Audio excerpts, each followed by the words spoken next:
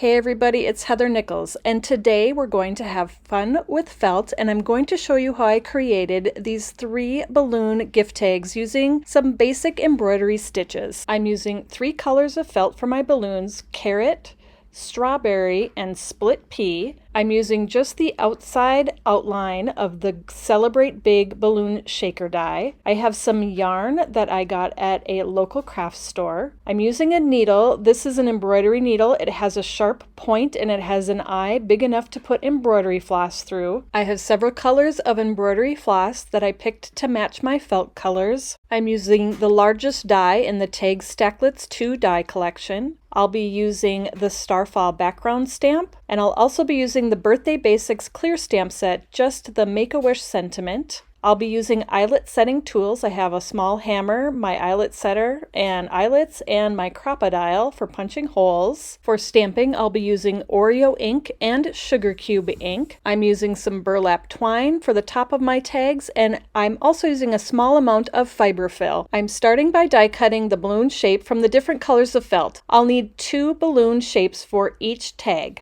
I pulled out some DMC embroidery floss colors to closely match the felt colors. You don't have to match exactly, and you can have fun with even having contrasting colors. I'm using an embroidery needle with a sharp point to sew the floss through the felt, and I'm using this colorful yarn as the tails on my balloons. I'm using a little bit of sticky tape inside each of the balloons to hold the balloon tail where I want it to stay. I'm sandwiching the balloon string between the 2 layers of felt of the balloon, and then it's time to start stitching. You can use pins if you want to hold the felt together a little bit more securely, but I think you'll find that the felt really sticks to itself and stays put. On this first balloon, I'm doing a back stitch to stitch the 2 layers of the balloon together. I cut a length of embroidery floss, and I'm going to add a knot to the end, and I'm going to start by taking my needle and putting it up through the top layer only of the balloon. This is so the knot is going to hide between the 2 layers of the balloon. Next, I'm going to put my needle down through both layers and then back up through both layers and pull the thread through. On a back stitch, after you do this step, you actually take your needle and go back down the hole that you went down before. Then you come up in front of the hole where your thread comes up from that last time. So basically you're kind of looping back on yourself as you do your stitches. So you go down one hole, come up in front of the thread right there, and then you're going to pull your thread through and then go back down the hole of that thread you just came in front of. There are lots of tutorials out there on the internet on how to do very basic embroidery stitches, so if you need more information than what I'm showing here, please check those out. I'm going to continue doing the back stitch all the way around the edge of the balloon. As you can see, I'm leaving a little bit of a border to the edge, and I'm going to stop before I get to the end to leave an opening to add a little bit of fiber fill into the balloon. There's that opening, and I'll add fiber fill into it. This opening is a little bit skinny, and that's okay if you have like the end of a paintbrush or a chopstick or something like that. That will help you push that fiber fill into the opening and stuff your balloon. I'm not stuffing these balloons super full. I just want them to be a little bit puffy. Once I have my balloon stuffed, I'll continue the back stitch to close up that opening, and I'll tie my knot so that the knot is between the 2 layers of felt, so it's hidden inside the balloon. For the orange balloon, I'm going to be doing the whip stitch to stitch the layers together. I'll come up through just that top layer of felt like I did before to hide the knot inside the balloon. For the whip stitch, you're going to take your needle around to the back, so the thread is going to wrap around the outside edge of the balloon. You'll take it around the back, come up through the bottom and out through the top every single time. Pull your thread through, and then again you're going to take your needle and go around that outside edge, up through the bottom, and out through the top, and pull your thread through.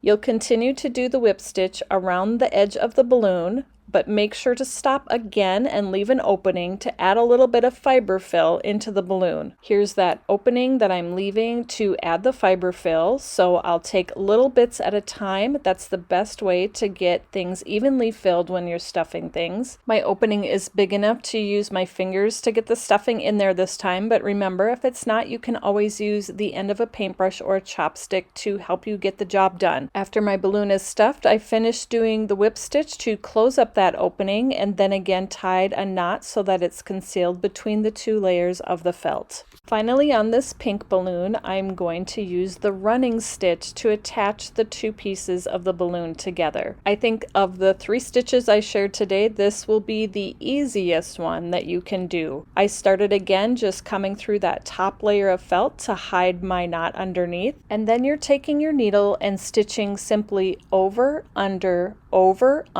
through both layers of felt, and you'll go all the way around the balloon to stitch the layers together. You'll want to make sure and stop and leave that space again to add fiber fill inside the balloon. Add the fiber fill little bits at a time using your fingers or a end of a paintbrush or chopstick once again to get everything inside the balloon and evenly filled, and then finish doing the running stitch the rest of the way around the balloon and tie your knot so that it goes between the 2 layers of felt so that it's hidden from the outside. Now I have 3 cute puffy balloons to use on my birthday tags. I'm layering the balloons on this largest size tag from the Tag Stacklets 2 die collection, and so I will cut those tags out from Toffee cardstock with my die cut machine. I'm stamping the starfall background onto each of the Toffee tags using sugar cube ink. I'll set the stamp up in my MISTI, close the lid of the MISTI to pick it up onto the lid. I'll add the tag into the MISTI. I'm putting a little bit of adhesive into the MISTI to hold the tag in place. I'll ink up the stamp with sugar cube ink and stamp it onto the Toffee tag. Next, I'll stamp the sentiment on the tag, and because that's a clear set, I'll need to add the foam back into my MISTI. I'm going to put the tag into the MISTI and lay the balloon on top so I can get an idea of where I want my sentiment to fall. Once I have the sentiment where I want it, I'll close the lid of the MISTI to pick that up. I'm inking the sentiment up with Oreo ink and closing the lid of the MISTI to stamp the sentiments onto each of the tags. I'm adding an eyelet to the top of each of my balloons. That way they'll attach to the tag bases really easily, and also the recipient could use the balloon as an ornament. I'm punching a hole into the felt balloon with a crocodile tool, adding an eyelet into the opening and setting the eyelet using my eyelet setting tool and the small hammer. I'll use the crocodile tool to punch a hole in each of the Toffee tags, and then I'll attach the balloons to the tags using burlap twine. I'm so happy with how these cute puffy balloon birthday tags turned out. I hope you enjoyed learning how to do a few basic embroidery stitches, and maybe you'll try that on another project with felt someday soon. You can find the felt and the other supplies that I used to create this project in the Tailored Expressions web store at tailoredexpressions.com. Thanks so much for joining me, everybody, and I'll see you next time.